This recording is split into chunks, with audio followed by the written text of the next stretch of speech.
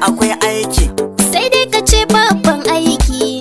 Abuwa ki tsaya ki fahimta, zan je saukar Kur'ani ne, domin na san kallon da kike min zan ci amana ne. To ine miki jan kunne, ɗalibai na can zaune, zan je in masu bita ne, sannan sai in ɗau hanyar tafiya ba fasawa. Ka taimaka don Allah liman tafiyar kai fasawa. Idan har ka tafi ka bar ni kuka ba ranar dainawa. Ke na faɗa miki yau tafiyan nan ba batun in fasawa, sai dai in zaki mace da kuka idan ki su faɗowa. Wanke waye ne zai yi, sayo ice waye zai yi. Kai ne fa da kanka kace min ba ka so in dinga fita.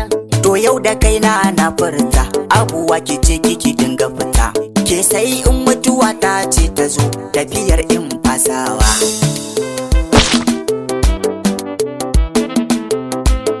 Abuwa sai na dawo, kawai ki bari sai na dawo, sati biyu zan dawo.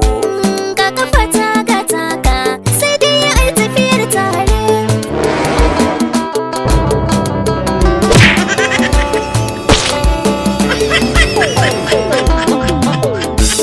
Assalamu alaikum, malamin gidan nan na nan. Waye yake neman sa? Bako yake neman sa. To ka shigo mana bago, naga ka gaji ba shakka. Yanzu maruwa zan baka. Waye ce ki karɓi jakarsa, Abuwa ke bashi jakarsa. Malam waye ce ka shigo min cikin gida mana sa'insa. Ni dai matafiyi ne malam, na sauka gidan sarkinku, ya ce da ni in zo ne gidanka, kai ne zaka bani masauki, sati 3 zan yi gidanka. Abuwa batun tafiyan nan, ni a yanzu ma na fasa. A'a tafiyar ka kar da ka fasa.